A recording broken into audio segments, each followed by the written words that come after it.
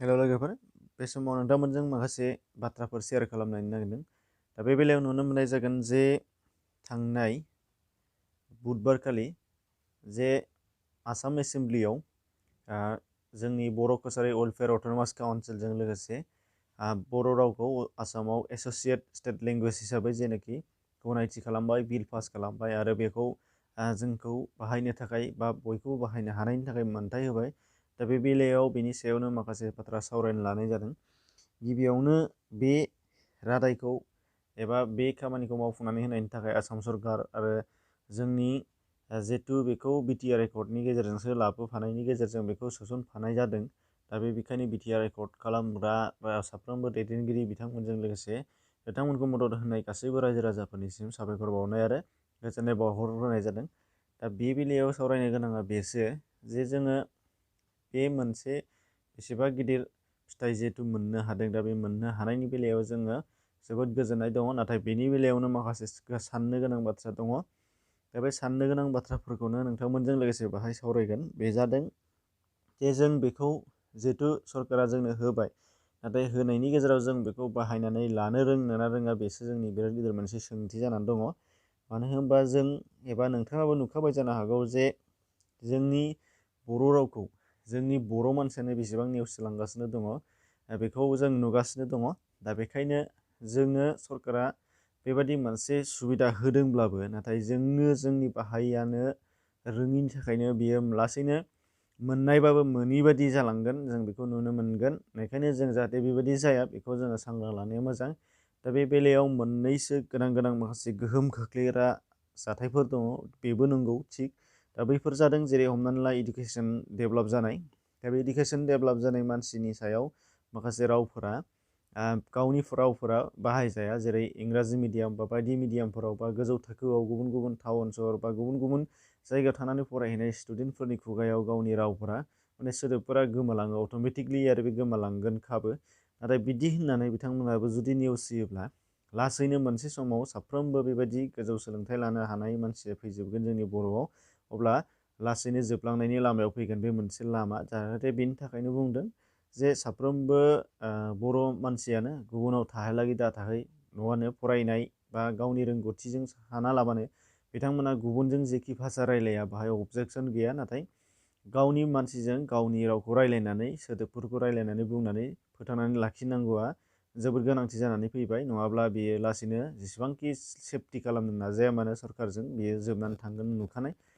फारसेथिंजाय नैथियाव नुनो मोननाय जागोन बिनि मोनसे गाज्रि गोहोमा जाहैबाय जे जोंनि बर'फोरा गोबां जायगायावनो गुबुन हारिफोरजों ज' गोरोबनानै थानो गोनां जानानै फैदों। दा बे गोरोबनो थानो गोनां जानाय जायगाफोरावहाय बैसोरनि मेजरिटिया बांसिनबा बिसोरनि रावफोरा बांसिनबा रावारिफ्रा, बेखायनो बिसोरनि रावफ्रा बांसिन गोहोम गोग्लैयो। जेरै असमियाजों थाबा असमियानि बांसिन हाबगोन, आरो मुसलमानफोरजों थायोबा बांसिन बांला, एबा बाङालिफोरजों थाबा बांसिन बांला राव हाबनाय नुनो मोननाय जायो। दा बेफोरबायदि बेनि थाखायबो जोंना बर' रावा माखासे गोमालांनो हागौ।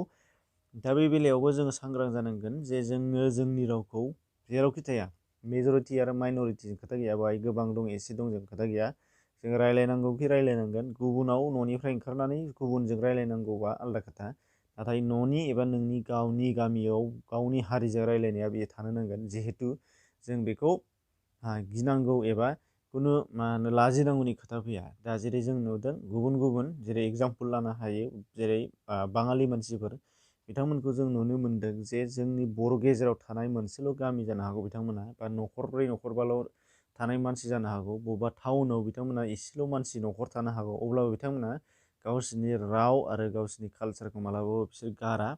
बिथांमोना नोंसोरजों बा जोंजों बाहेरा मानसिजों रायलायनायाव जेखि भाषा जाया मानो रायलायगोन, नाथाय गाव गावनि न'आव गावनि बिमानि रावखौनो रायलायथारगोन, गावनि हारिनि रावखौनो रायलायगोन, गावनि हारिनि ड्रेस एबा हारिनि कालसारखौनो बिथांमोना मानिगोन। दा बेबायदिनो बिथांमोना जेरावखि थाङा अल इण्डिया बुंनो थाङोब्ला फोथांनानै लागासिनो दङ। नाथाय जोंनिया जोंनि बर' मेजरिटि थानाय बर' गामि एरियानि अनगायै जिहेतु बाहेरायाव थांबानो गावनि बड'लेण्ड बा बिटिसि बा बिटिआरनि ओनसोलनि सिङावनो माखासे फिसा फिसा गामि गुबुनफोरजों थाफानाय दङ, बिसोरबो नेवसिलांनोसो हमो। अबयसे बिथांमोनखौबो जों फोरोंनोसो हागौ गावनि जायगायावनो, नाथाय बेबायदि जानायखौ नुनो मोनदों। आरो दा बेल' नङा, बेनि अनगायैबो मोनसे मेजर प्रब्लेमा जाहैबाय जोंनिया दा दैदेनगिरिफोरनि सायावबो दङ। दैदेनगिरिफोरा गोबाङानो दङ जोंनाव जिहेथु बे एकर्डखौ लाबोबायानो थिगैनो दं। आरो जोंनियाव नुनो मोननाय जागोन जे बयखौबो बुजिहोनो हानाय बादियै होननाय नामैनो बिथांमोना असमिया राव बा गुबुन गुबुन रावफोरजों जेरै प्रिसमेट खालामनाय, नोंथांमोना बेखौ नुगोन, गोरोन्थि साननो नाङा, बेयाव नोंथांमोना साननानै नायनो गोनां बाथ्रा दं। बे प्रिसमेट खालामनाय बा गुबुनफोरजों मेल मिटिंफोराव स्पिच लाखिनाय, गुबुन हारिनि सासे मानसि थाबाबो सानै मानसि थाबाबो बेयाव बैसोरनि रावजों स्पिच लाखिनाय आरो बिबुंथि लाखिनाय, प्रस्ताब होनाय, बेनार खालामनाय, बेफोर गासैबो बाथ्राफोरा जोंना मा जाहैदों मोनसे गोरोन्थि। आंनि सायावबा बेयो गोरोन्थि। मानो होनबा दैदेनगिरियानो बाहायाब्ला गुबुना बोरै बाहायगोन? आरो दैदेनगिरिया जुदि प्रेस मिट बा हमनानै ला प्रस्ताब बा बेनार एबा हमनानै ला मेल मिटिंफोराव जुदि स्पिच लाखियाब्ला गुबुनफ्रा बोरैजाय सरसा खालामगोन? दा बे मोनसे बिराद गिदिर सोंथि। बेखायनो जोङो जोंनि ओनसोलाव जिहेथु मोननांगौ मोन्थायफोर दङ, बे हिसाबै जोङो बाहायनो हायै हिसाबै जों बाहायनाया गोनांथार। दा बेखायनो बुंदों दैदेनगिरिफोरा गुबुननि सायावल' बा बाहायग्राफोरनि सायावल' बुंब्ला बेयो जाया, गाव गावबो बिथांमोना बाहायनाया गोनांथार। दा बेखायनो जुदि बिथांमोनहा जुदि बेबादि खामानिखौ मावलांबाय थायोबा, नेवसिलांबाय थायोबा, आरो जोंनि फिसा फिसौ गुबुन गुबुन एसे एसे गामिफोराव थानाय मानसिफोरा गुबुनफोरजों गोरोबना थानाय मानसिफोरा बाहायाब्ला, लेखा गोरों मानसिफोरा जुदि बाहायाब्ला, बे रावा जेसेबांखि 8th सिड्युलावनो हाबथों आरो एस'सियेट स्टेट लेंगुवेजआनो मोनथों बा बाखि गुबुन गुबुन माबा माबियानो मोनथों, बेयो जिखुनु माने गुवारै जौगानायानो नङा, बेयो लासै लासै गोमालांनायनिसो लामा लाबाय थागोन। बेखायनो खावलायदों जों साफ्रोमबो जाहाथे बाहायो, मिडियायानो जा, ससियेल मिडियायानो जा, गासैबो बिथिङावनो जों गोसार होनो हायो जाहाथे गुबुनफोराबो सरसा खालामनो गोनां जायो। दा बेफोरबायदि नारसिननो गोनां दङ, बेखौनो नोंथांमोनजों लोगोसे शेयार खालामदों। एसेनोसै, गोजोन्थों।